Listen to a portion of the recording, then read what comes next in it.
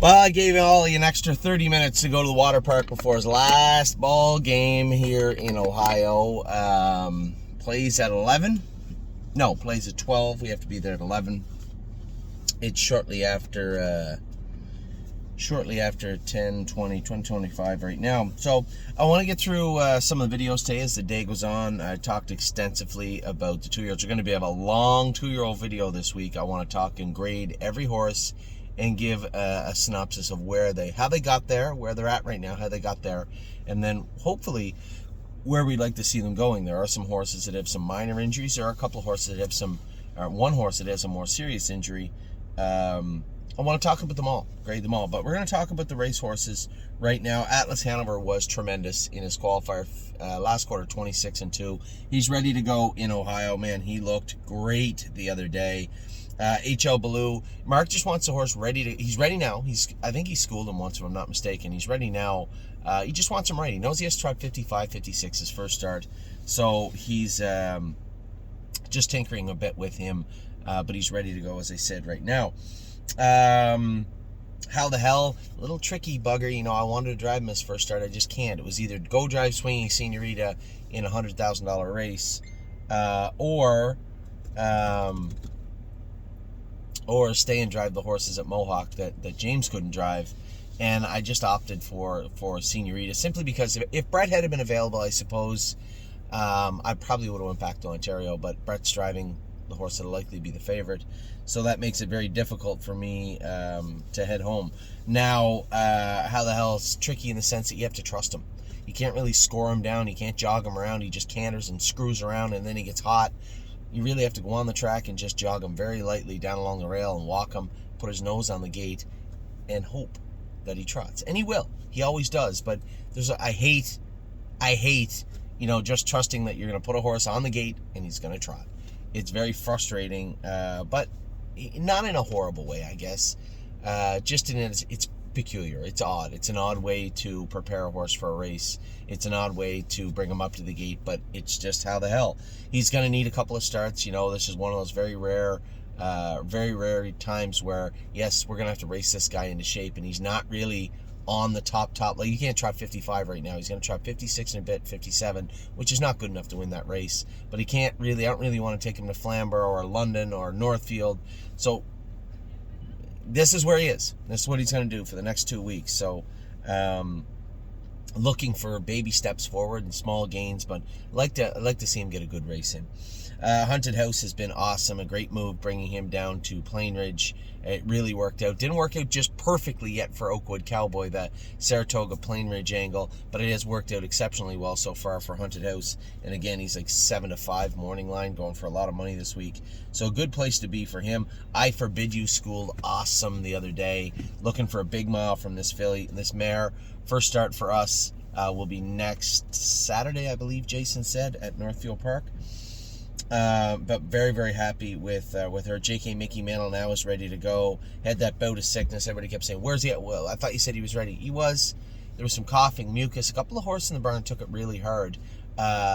Nothing But a Dreamer did also, so it really cost him his first start in the stake race and the SBOA. So he's back. They're both back very good now. I don't think Harry schooled him on Friday. He'll likely qualify him or school him this coming Friday, but J.K. Mickey Mantle's back now. J.K. Victory. Finally, we got a win photo with this guy, albeit a dead heat, but a win photo nonetheless. Very, very happy with the way he did his work. Somebody said, well, I thought he should have won. I thought he should have done a lot of things. Let's just take what we're given at this point. This is one of the lower classes in Indiana. Hopefully, a staging point for a resurgence from this guy. Certainly has done pretty good things since going to Indiana, and hopefully he can grow in that regard. But very happy just to see the horse win this week. Looks like money heading right into the Graduate next week. His sharp qualifier the other day, 53 and a piece. So good for him. Renegade Gypsy was obviously a little off. I thought a little bit right hind the other day. Knees and right hind ankle, just maintenance stuff. We had it tuned up. I think he's back in to go, as he should be back in to go. He'll be ready to go this week. Resolute Bay, his feet were killing him here. He thinks he's got a pus pocket coming out of his feet. a little frustrated with the way everything is played out with this guy. It's nobody's fault really. That graduate was a mistake, and one that we had prepped for, one that we thought he was ready for, and it just turned out to be too much for him. Did that play a role in him just not being good right now? I have to believe that was a component of it. Now I want everybody to learn, as I did also, when it comes to this graduate series and when it comes to our horses. Probably not where we should have been with him. That's all hindsight stuff. It's nobody's fault. I'm certainly not putting any blame on anybody. And if there was blame to put on anybody, it would be me. But I'm sure the red horse will bounce back. Resolute Bay. Harry just thinks his feet are killing him right now. So I don't know if you'll see him Indigo this week. We'll see. I know that a lot of people saying, well, can we get him on a schedule? Remember, I need everybody to constantly remember, these are not cars. They are horses. And if they're not good, no, they cannot be put on a regular schedule. Regular schedules are for horses that are going to come forward and have things going in their direction. Certainly not horses that have, tailed off a little bit, or their feet are hurting them, or their knees are hurting them. We need to address the horse as a horse, and then we can address the horse and its racing schedule. So that's where we're at right now with Resolute Bay. Stomer Jacati's skipped this week. He was flat his last two, but his blood work suggested he would be flat, and it was right. We're going to get his blood work proper and then put him back in to go. He can do in that class. 3 Point Blue Chip is jogging now in New Jersey with Andy and Julie, and will continue to jog, I believe, moving forward. I don't believe we're going to put any training into him for a little while. Yet Unbeatable Kemp is in Monday. New driver Jody jumped up on him. James picked off him. Another reason that I really thought about going home. I know I really like Unbeatable Kemp, and I wanted to drive him. This time of year, especially right now, I'm stretched super, super thin. Even coming to watch my son play baseball today, and then going to Northfield tonight, Scioto tomorrow, and trying to get back. There's a lot going on right now, and I really did want to go to Mohawk on Monday, but I just felt an obligation to our clients with Swinging Senorita.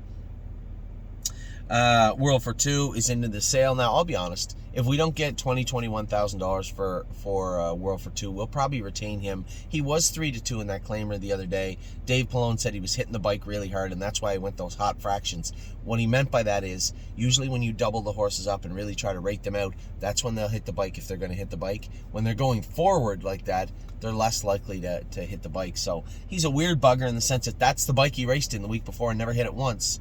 But he did hit it this week, so we'll look for a wider bike for him. If we don't sell him, we don't sell him. He can do in that class also. So that's where we're at with World for Two. Yo, Mister. Somebody said he's not in. Guys, you have to remember, I told you there's a problem in Scioto. They have a lot of entries right now, and they're going to go with Ohio sired and owned first. So we did enter the horse in Indiana. Class didn't go in Indiana. So we're going to race him back in the backup class next week. And I think he'll get in, but we're trying to get him on a schedule where, okay, he can get in here full time. If that was Indiana, so be it. He didn't get in Indiana. He didn't get in Ohio. So if this persists, if we can't get this guy on a consistent trajectory, then we'll address that. But for right now, he just didn't get in last week. Good as him. You get out loose running the other day, was sound as a dollar, and command, we x-rayed his foot. His foot still has a line. It's healing down from the fracture point, which is good.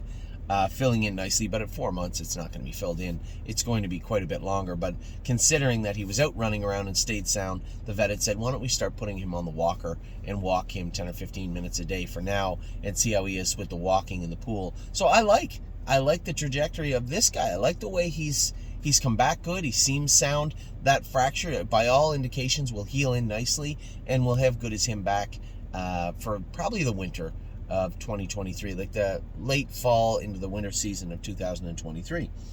That's just how long it takes to heal a coffin bone properly. Locatelli continues to race good, not awesome, but good, but he continues to do well purse-wise in doing so. So, again, he's a little tougher this week. He's there. Like, he's a free-for-all horse, but just not at the top of his game right now. And there's nothing wrong with that. Him not being at the top of his game still puts him in a good place.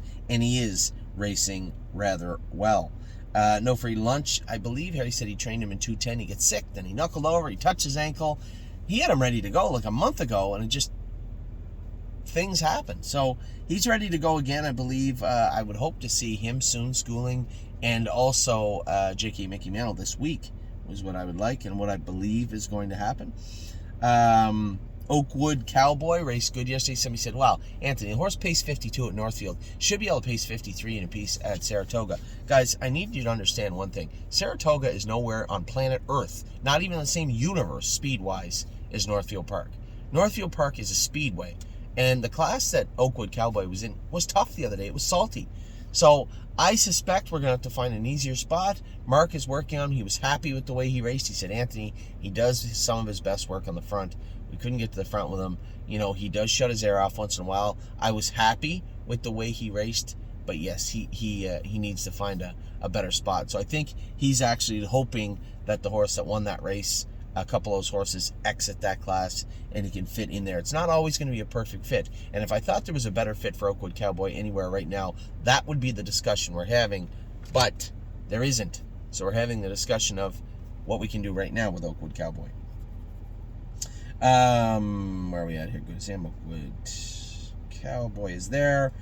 Stay Close is racing again this week in a tough spot. Not as tough as last week, but still a tough spot.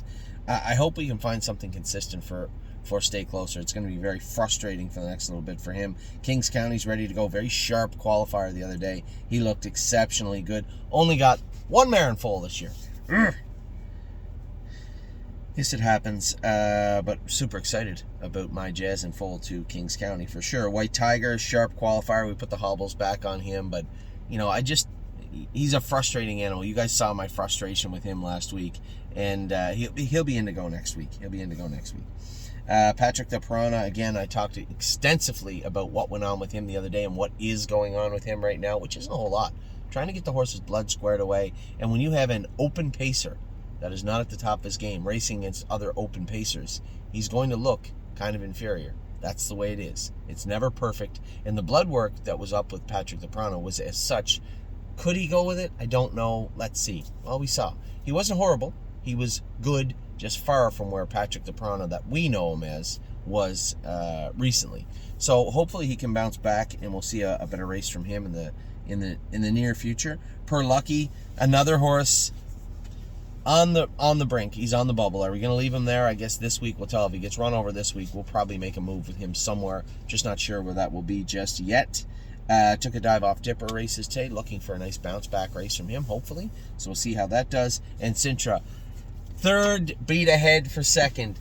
150 flat, 27-1 on the end of it, rounding back into form, I hope, and he looked very, very good today. So with that, I'll let you go. I hope you guys had a great weekend. I'll talk to you soon. But the 3-year-olds, pay attention to the 2-year-olds. Big 2-year-old video this week. Take care.